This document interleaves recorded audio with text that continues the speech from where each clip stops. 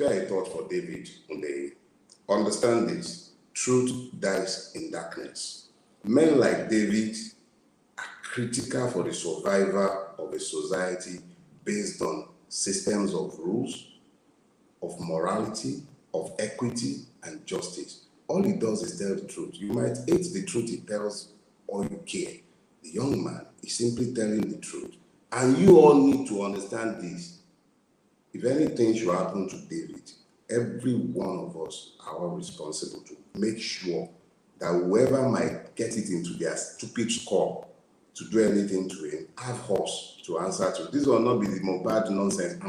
Let's be clear, when I say Mohbad nonsense, all of you are jumping on that for different reasons without looking at the deeper issue, and I'm not ready to speak to it just yet. Nothing I say is going to do anything for Mohbad. He's already dead. But David is alive and well, and you all get to get this into your head. He has done nothing to deserve being hounded, and you all have to get into your head. He's fighting our battles. He is fighting our battle. He sacrificed way too much already. Enough said on that subject. Wake yourselves up and understand whether you like the man or not. It's not about whether you like him. He is telling our truths. You understand? And he sacrificed a lot to do that. Get it into your head. Not all. If he was here, you probably have been picked up or something. Some of us have to be out there. He's the one out there telling our stories without having to look over his shoulder and be worrying about the Asari Dokubos of this world, the MC Mushroom became unknown gunmen, no men. I don't care. Just get it into your head. David is fighting our battle. It's our battle. At the end of the fraudulent INEC process, when Bola Ahmed Tinubu was declared the president-elect of Nigeria, a word was introduced into the Nigerian political lexicon. The aggrieved were tagged fascists. Those who carried no guns during the election were labeled fascists. Those who had their skulls broken open were labeled fascists. Those who were threatened openly, without camouflage, without hiding, by known criminal associates of Mr. Bola Ahmed Tinubu, or the man known as Bola Ahmed Tinubu, people who were the victims of the baby Ikla of Obiakpo, Wike, they were the ones who were labeled fascists. When this happened, I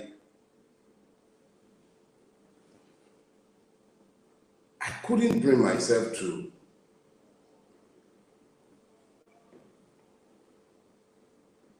engage with what I was hearing. And privately, might even have been one of those who found excuses and explanations for that turn of phrase. But the reality is that the true fascists are not unknown to all, including the one who tagged us fascists. That moment passed.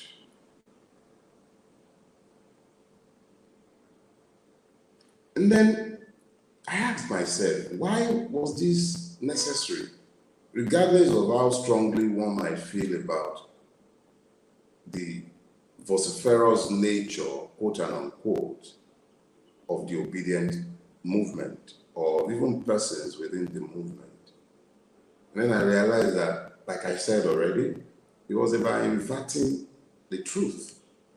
Because it was very clear to anyone watching the electoral process, and it remains so, and it is the testimony of multiple Nigerian and multinational observers team. It was clear exactly who the fascists were. But the moment passed. So, when this one happened again in faraway Stellenbosch, I asked myself, what is the purpose of the prof's labeling of everything we did as graduates. And then I recall one Yoruba proverb. It says, "Aitete mole, ole moloko." If you hesitate to apprehend the thief that you find on your farm, it is emboldened to declare you the thief on the farm that you have tilled. It is redundant in the extreme for us to be waiting for Professor Soyinka to tell us the truth that are our own objective realities. He has lived his time. Being angry with him is even stupid for us. For us to even be angry is stupid. Why are we waiting on an 89-year-old man to tell us the truth of our reality? If Prof says we're fascists, who are we? Have we declared who we are? Must we respond in abuse? That was what I meant when I said I reacted. I think we need to move beyond reactions and deal with the reality. This man was in prison between 1967 and 1969. He was in prison because he found himself completely incapable of dealing with the massacre of Igbos, and he was looking to mediate a peace. He stood on the side of the Biafrans. So don't call him an ethnic jingoist. He's anything but. But even gods can be wrong. Gods can be wrong. And that's why they are gods and not God. Prof is wrong this time around. And we should be bold to tell him he is wrong without necessarily even addressing his person. It's our own reality. He has raised specific allegations, and I took time to list about 5 of them that I believe we must respond to. He said the Labour Party came third. I say without any equivocation that Prof had been fed lies by his friends. His friend is not exactly a man of honor. So I am sorry. Prof has been fed lies by his friend.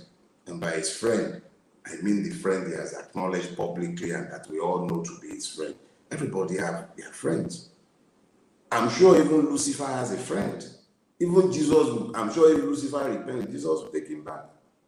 So, Prof has every right to his friends, but he does not have any right to his own truth. The truths are clear. The Labour Party clearly won this election. By whatever margin, I do not know, because INEC has made it impossible for anybody to know. So when Prof says that Labour Party came third, I beg to differ and say that Prof had been lied to and he has repeated a lie.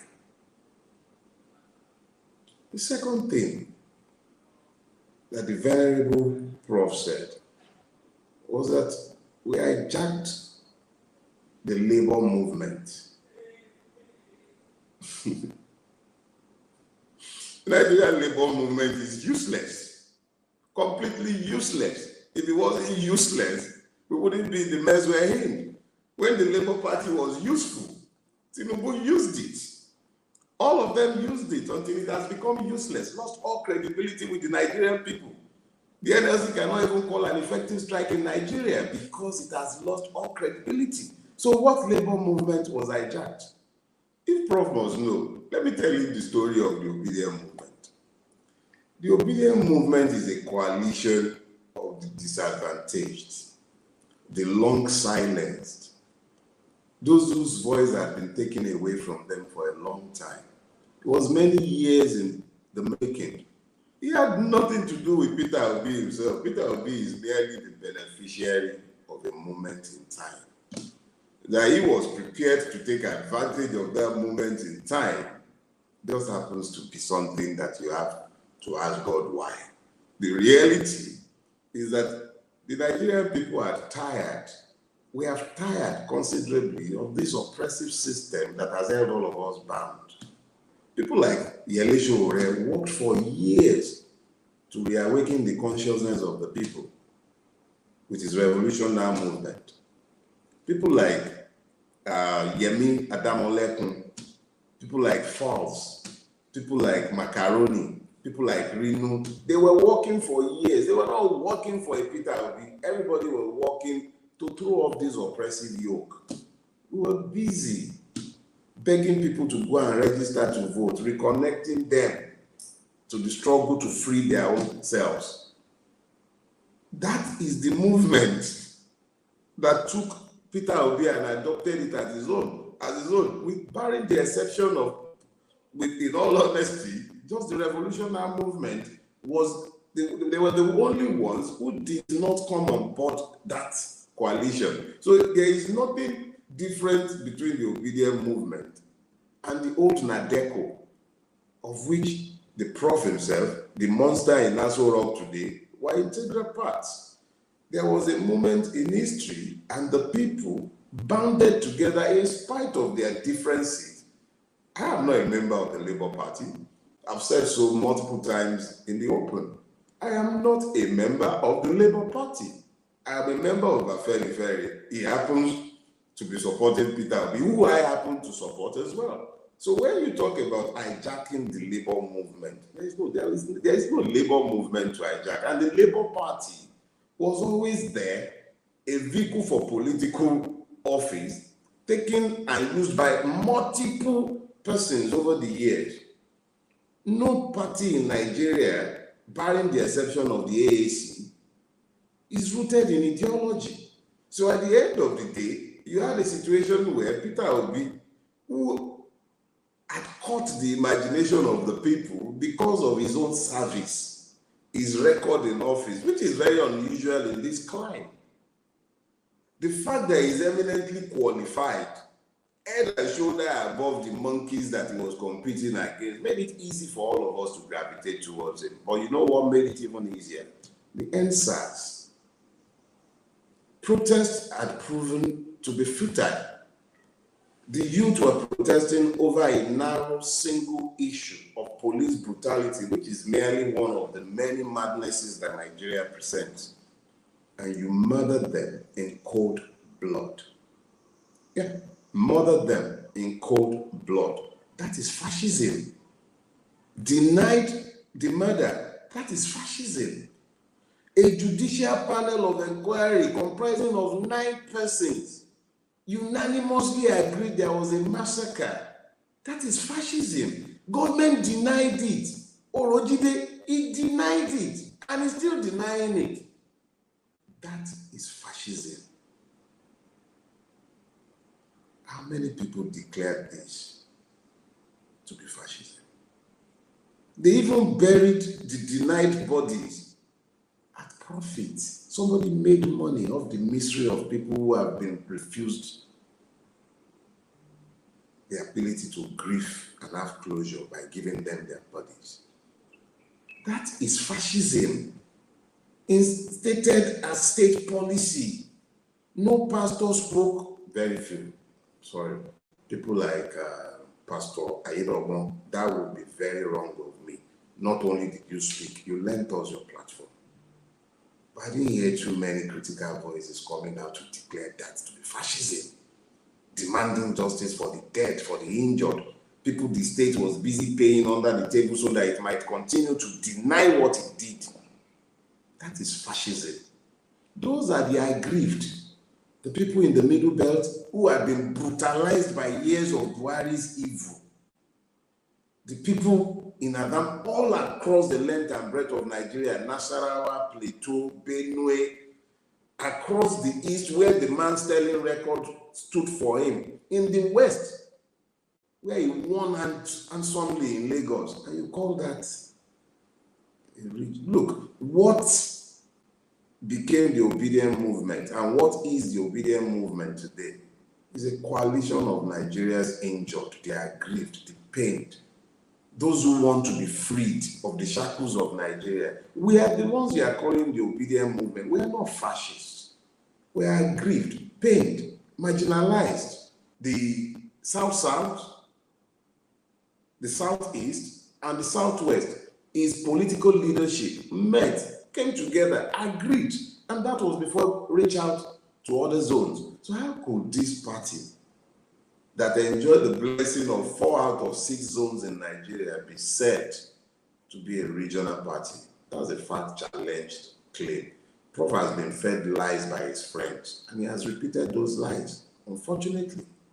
So, the fourth of the claims, retired generals seeking to foment trouble are the ones that have taken over.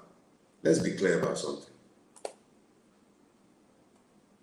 I remember all through the campaign, every time the subject of General Olusegun Obasanjo's support for Peter Obi came up in my space, anywhere I was, I made clear that General Obasanjo has his right to support whoever he cares to support.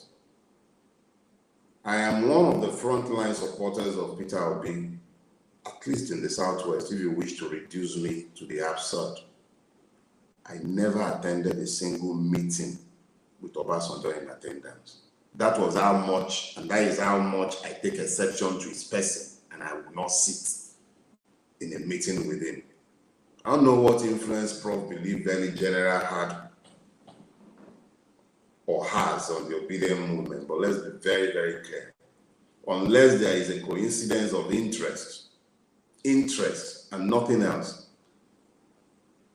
we work with absolutely none of those who are ruining this country. And in relation to General Obasanjo himself, I'm on record as having said multiple times that if it comes to having a head-on confrontation with the principal, Mr. Gregory Peter Obi, in relation to accountability for all those who have ruined Nigeria, I will take him on the street to make sure that these people account. So I don't know exactly where that mischievous lie that was told to Prof came from.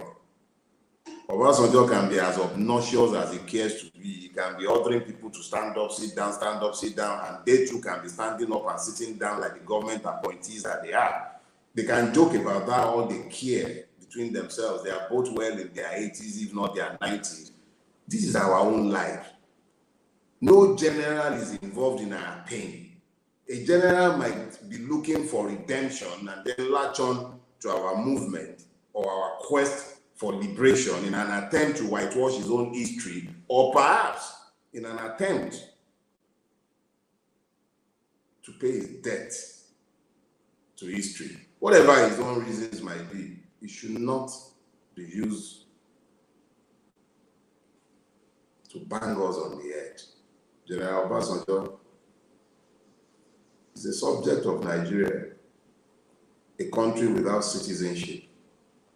So yeah, he has the right to support whoever he cares. I don't know any other general that the referred Prof might have been lied to, might have been lied to about whatever the Igbo is. Key thing is, no general anywhere except you, the everyday members. Okay, we have General Lucci.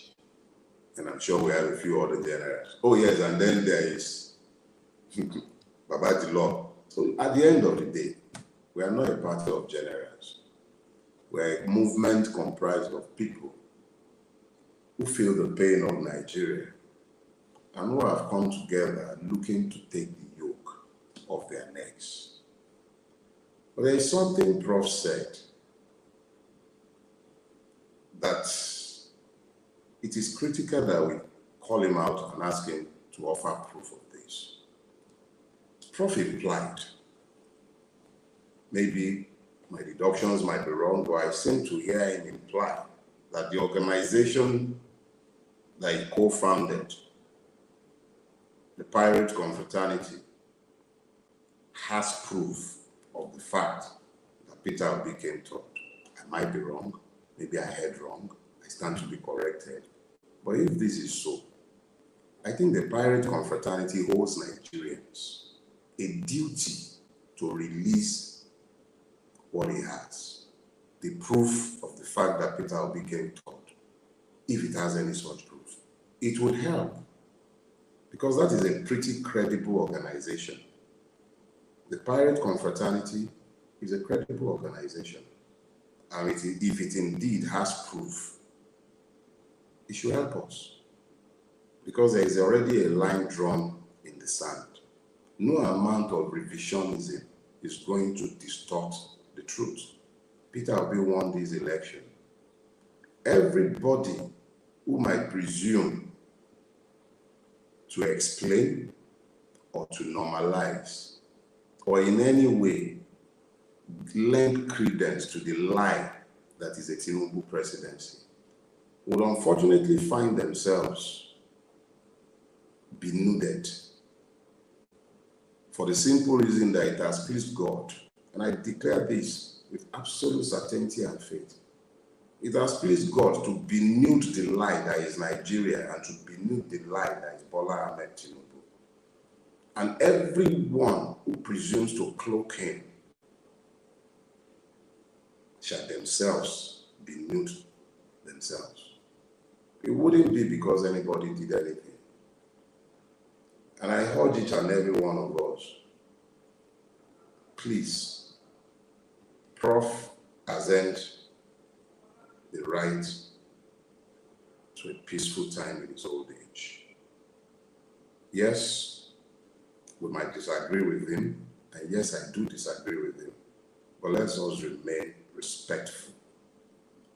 This is particularly important because we must focus on the issues so that these matters are not personalized. Let us deal with the facts and the issues. Every man is entitled to their opinion. Even gods are entitled to their opinions, but nobody is entitled to their own truth. It is not true that Labour Party came third. That is a lie. It is not true that the obedient movement hijacked the Labour movement. There is no such thing. That is an absolute verifiable lie. It is not true that the Labour Party is a regional party. That is a blatant lie.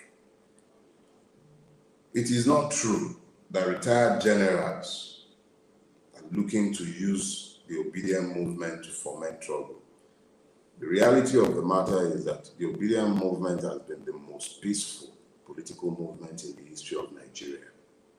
Prof at 26 was busy telling the story of Nigeria. Prof in his early 30s was pulling a gun on a radio presenter in order to push his own point across.